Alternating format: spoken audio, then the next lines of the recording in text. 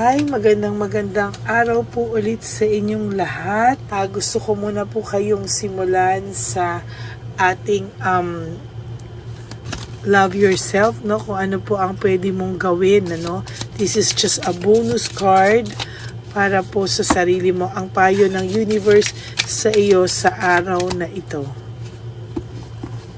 Or ano po ang message niya sa iyo sa araw na ito. Gusto ko lang muna pong bigyan kayo ng 3 message or 5 message from the fairies. Yan. Ano po kaya ang pwede nyong ang payo sa inyo ng barahan natin ngayong umagang ito sa inyo po, ha?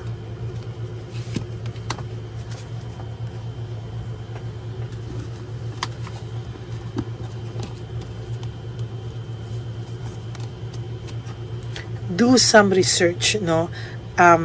For those of you po na nasa dinideny po ng person nyo, lahat, no? Dinideny po niya, ayaw niyang aminin, talaga pong ang pakiramdam niya po ay kayang-kaya niya pong i-deny sa'yo lahat, kayang-kaya niya pong iiwas sa inyo, no? Pero sa totoo lang po, kailangan po niyong gumawa ng ibang research.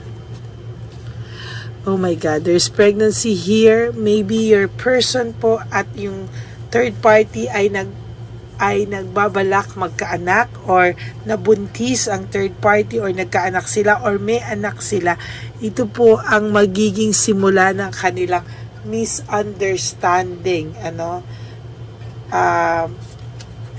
Sa totoo lang po ay marami po siyang masasaktan po sila sa susunod na panahon dahil po dito, no, sa nakikita ko po na pwede pong dahil po sa pregnancy o sa kanila, pag nagsimula po sila magkaanak, or kung may anak man po sila, dito po sila magsisimulang magkabwisitan, no?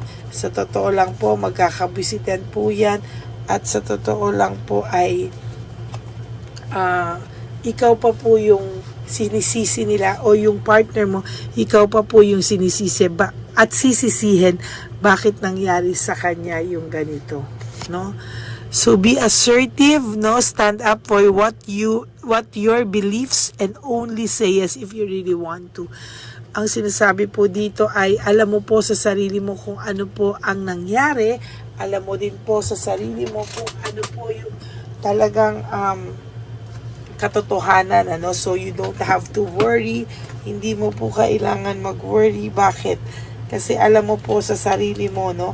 Alam mo po sa sarili mo na hindi ikaw ang may kasalanan, no?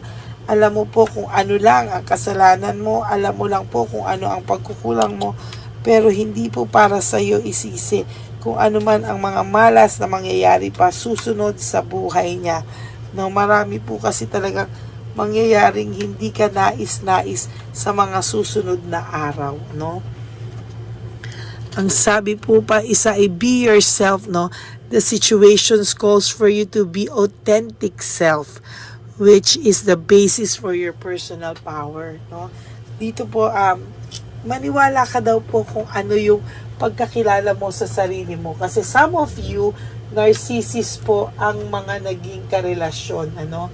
Narcissist po ang mga naging karelasyon, and somehow talagang ikaw po yung pinapalabas na masama, no?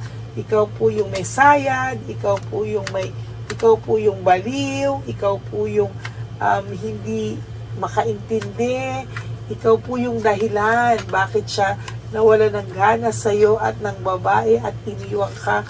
Pero alam mo po sa sarili mo kung ano yung totoo. Huwag mo pong bilhin yung mga panggaganyan niya sa iyo, because hindi po yan tama, no? Hindi po yan hindi ka po mabibili sa ganyan lang, no, na excuse or somehow to justify everything na ginawa niya sa iyo. Huwag ka pong maniwala sa mga ganyang eksena niya sa buhay, no? Kung ano man po ang dadanasin niya sa susunod na mga karma, ito po ay consequences ng mga ginawa niyang desisyon, maling desisyon, panloloko sa'yo, at hindi po ikaw ang dahilan. Alam niyo po, ang mga tao, pwede ka pong sisihin ng sisihin, pero sa totoo lang po, it will not justify, no? Alam mo po sa sarili mo kung ano ang totoo, so wag ka pong pumayag na ikaw at ikaw po ang sisisihin niya sa mga bawat sitwasyon o maling mangyayari sa buhay niya, kasi marami po talagang mangyayaring hindi po talaga maganda sa susunod sa kanya. And sabi po sa iyo, you've got the power, you can do it. No? Your abilities to resolve this situation, you can do it. Sa totoo lang po, parang tuloy-tuloy ang ang ganda ng message sa'yo. Parang sa totoo lang po, ang munting mensahe sa'yo is, ikaw ang magke-create ng anuman ang susunod sa buhay mo, ang future mo. Kaya wag ka pong pumayag na ikaw din ang makaka-resolve niyan. No?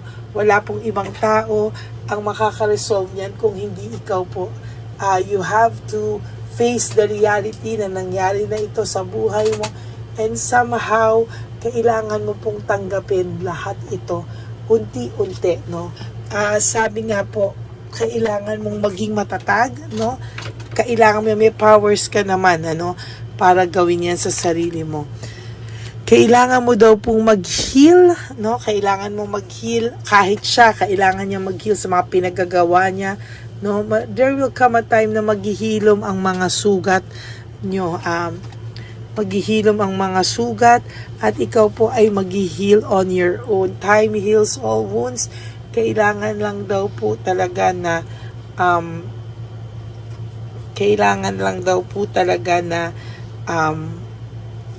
i-admit mo po yan sa sarili mo, no? Ikaw at ikaw lang po talaga ang makakagamot sa sarili mo, and sa totoo lang po ay hindi po malayong magawa mo yan. Kailangan mo lang pong maging totoo sa sarili mo, no? Isa pa po sa binigay sa atin is connect with nature, no? Sa nakikita ko po dito ay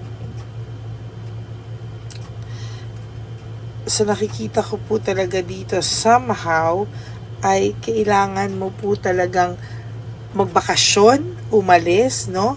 At talagang sinasabi ko po, kakayanin mo naman po sa mga susunod pang panahon, kakayanin mo po na kailangan mo lang muna po simulan sa isang simpleng bakasyon o pagmumuni-muni. Kung hindi mo po kayang magbakasyon, kahit lumabas ka lang sa garden nyo o kahit saan, na may na makapag-isip ka po ng maayos, kasi ngayon right now medyo gulong-gulo ka po sa isipan mo, no?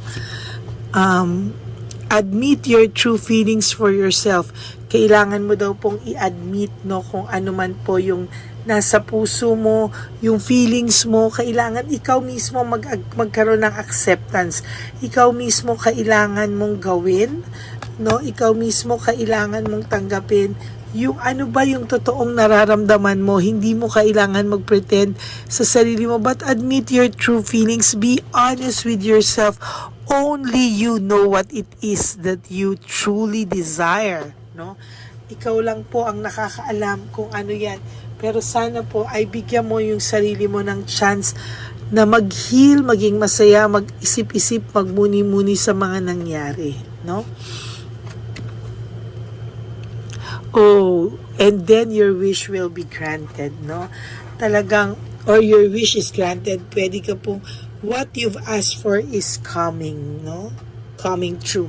Maybe for some of you, you're asking for a new career, new life, new love, no?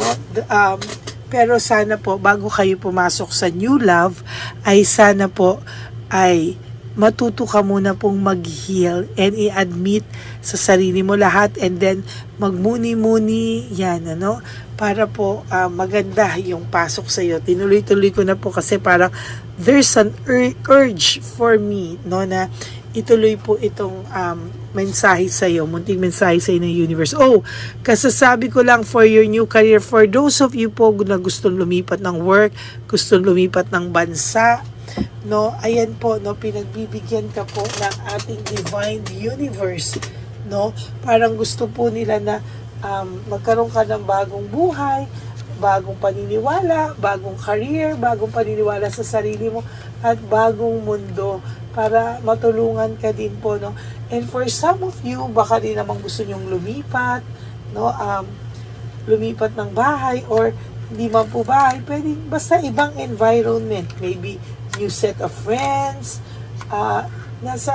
basta kailangan nyo pong magkaroon ng bagong mundo outside of this hurtful na sitwasyon na meron ka, no?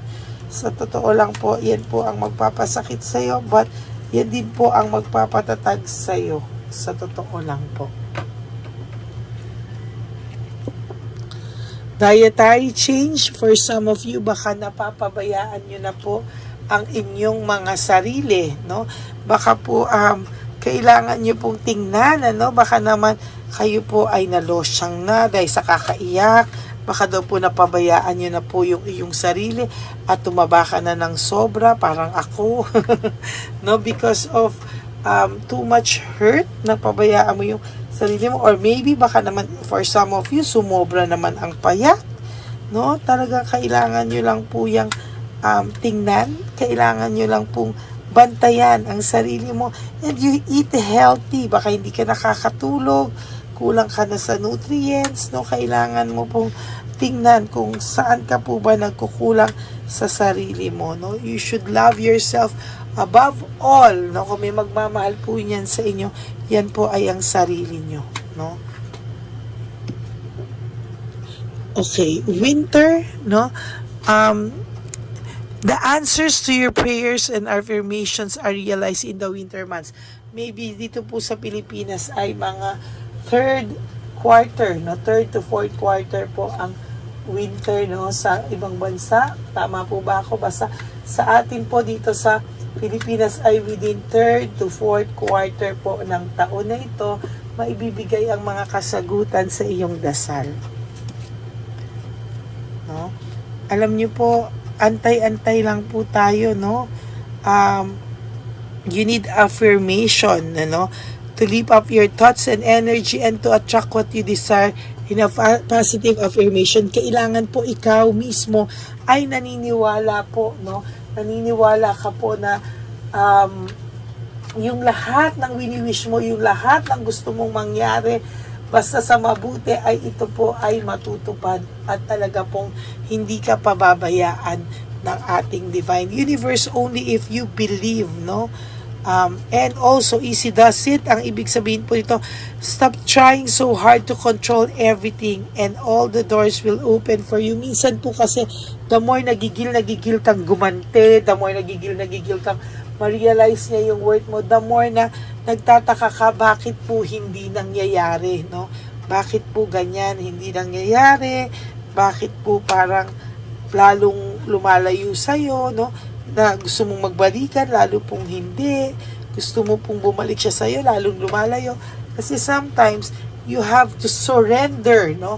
Yun ang sinasabi ko lagi sa inyo, surrender to the divine universe. Kasi minsan, the more na sinurrender mo na, minsan nga, kung kailang ayaw mo na, tsaka po lalapit sa'yo, di ba? Ganun po talaga, no? And you really need emotional healing, ano? As your heart heals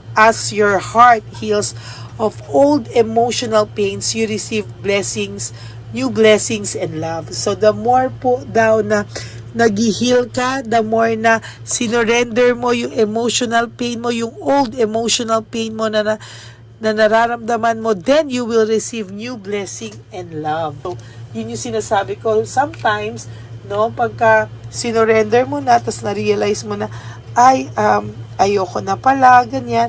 Sometimes, doon ka pa po, no? Doon pa dumadating sa'yo sa oras at araw na hindi mo inasahan. Minsan darating ang bagong pagmamahal sa'yo sa oras at sa araw na hindi mo inaasahan. Or ang mga sagot sa katanungan mo, minsan darating sa'yo sa oras at sa araw na hindi mo po ito inaasahan. Hindi yung minsan, asa ka ng asa, hindi dumarating. Pero when you let it go, darating sa'yo ang sagot sa mga tanong mo sa oras at araw na hindi mo na inaasahan. Let go at darating ang sagot na hinihintay mo.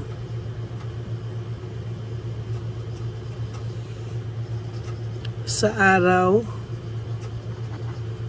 na hindi mo na inaasahan.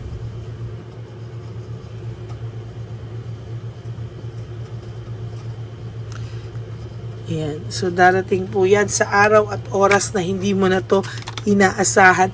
Tsaka po siya darating sa'yo. No? Yan po. No? Sometimes, ganyan talaga. No? Kung kailang hindi mo na po inaasahan. Ay, nako, for your last card, ang ganda. No? Goodbye to the old and hello to the new. Yan ang sinasabi ko. No? Let go at darating ang sagot o wish mo o yung hinihiling mo na at hinihintay mo sa araw at oras na hindi mo na inaasahan, no?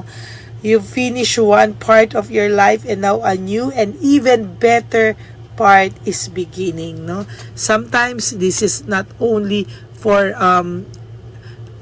love life, no, but it's also for self-love and self-growth, no?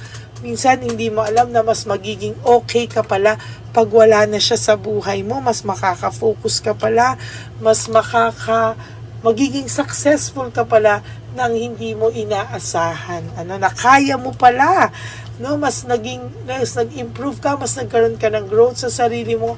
At yan po ang ating second reading of the day. Ang ganda. You have to let go at darating ang sagot na hinihintay mo. Nako, sakit na nalalaman ako. Sa araw at oras na hindi mo na po inaasahan. Yan. Pasensya na po kayo sa sipon ko. Tulo ng tulo. Pero natutuwa po ako sa baraha mo ngayon, ano, na ginamit ko po itong fairies cards, and I'm sure na if you surrender everything to the divine universe, bibigay niya po what is much better for you and what you really deserve sa oras at araw na hindi mo na po inaasahan. Maraming salamat po, and if you like this video, can you please give me a like and comment down below at matutuwa po ako talaga if you would give me a super thanks for this video, because ang ganda po talaga ng mensahe na ito para sa inyong lahat. And please po, no skipping of ads. Tulong nyo na po yan sa ating channel. Maraming salamat po sa inyong lahat. And for those of you, sabi ko nga po, who would like to have a private reading with me, you can message me po at Lady Lee Elena. That's Ladyly Elena. Nasa dulo po yan ng ating video. Diyan nyo lang po ako makokontak. That's my only official and legit FB account. Maraming salamat po sa inyong lahat. And please, no skipping of ads. Tulong nyo na po yan sa channel natin, please. No? Kahit nasang lupalop po ako ng daigdig, ng mundo, may sakit o wala, magbibigay po ako ng reading of the day para sa inyong lahat.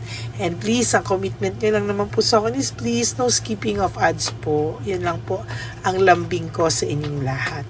So maraming salamat po. Ang lagi ko pong bilin sa inyo is live one day at a time. Huwag nyo muna pong problemahin kung ano po ang mga darating na okasyon, ano, huwag nyo pong pangunahan. Just live one day at a time. Your goal is to wake up and sleep today.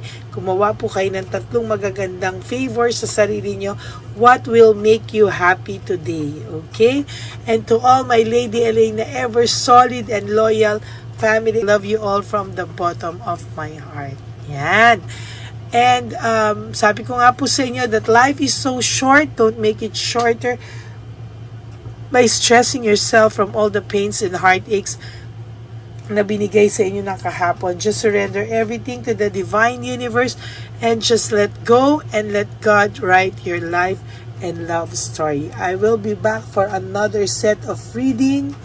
Huwag po kayong malulungkot. Babalik po ako sa situational reading. Ito pong mensahe sa inyo ay napakaganda. Okay, God bless you everyone. Stay happy. Have a happy heart. Labanan po ang lungkot. Tanggalin po ang negative vibes. Balik lang po tayo sa good vibes. I love you all. God bless you and stay humble. Huwag po kayo magpadala sa kahit na anong negative vibes sa araw na. Bless you all. I love you po. Okay, update po, may nagpanggap pong subscriber natin na siya po ay magpapahula sa fake na Lady Elena, kaya ayan, hinihingan po siya ng $80 at ang cell po niya ay nabigay at nakuha. Ang pangalan niya po sa cell ay Julian Albert, no? Siya po ay may cell account din, kaya mag-iingat po kayo. Ayan po, no, kung sino man po yung scammer na Julian Albert na yan, no, iinsensuhan po natin yan para siya po ay makonsensya. Kung wala man po siyang konsensya, at least po bumalik sa kanya lahat po ng kanyang ginagawa, at maling-mali po yan, ano. Basahin niyo po lahat yan, makikita niyo po, ayan po ang cell number niya at Julian Albert na yan, ano, para po talagang ma-report din po natin yan na siya ay gumagamit ng cell account na Julian Albert. Mag-ingat po kayo. Ayan po yung number niya. Ayan po yung pangalan niya. Huwag po kayong magpauto. Nakita nyo naman po, no, napakalayo po ng pangalan ko sa pangalan ng pinagsisendan nyo po ng account o ng pera. Kaya mag-ingat po kayo at beware sa scammer na to. At talagang ayan po, pinost ko po ang kanyang pangalan dito para maging babala po sa inyong lahat. Maraming salamat po. At mag-ingat po kayo, paki-report po ang page na yan, ang messenger niya na Lady Elena. Maraming salamat po and God bless you all. Ayan, sa susunod po makikita niyo yung account niya na i-report niyo. Salamat po na marami. Magandang gabi po ulit sa inyong lahat. Ako po ay muling nagpapaalala sa inyo na mayroon pong lumalabas sa FB at Messenger account na fake account po, no, nang hihingi po ng $25 through PayPal at hindi po yan totoo. Huwag po kayong maniwala dyan. At pag sinabi mo po na gusto ko pong marinig ang boses nyo or makita kayo, ang sasabihin po ay magbibigay kami ng link. Buksan mo yan at pagkatapos ay makikita mo ako. Huwag po kayong maniniwala dahil yan po ay hindi totoo. Yan po ay isang malaking scam na pag binuksan nyo po ay mahahack po lahat sa inyo. Mahahack po ang inyong mga personal details. Lahat ay mahahack.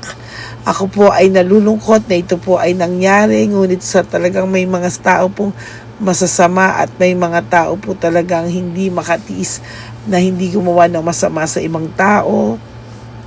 Pero maging aware po sana kayo, tulungan niyo po ako, i-report po natin yung fake na yan at sa FB para siya po ay mawala na at wala na po siyang mabiktima pa, no? Nandyan po lahat ng details at maraming salamat po sa inyong lahat. Maraming salamat po sa inyong lahat at mag-iingat po kayo.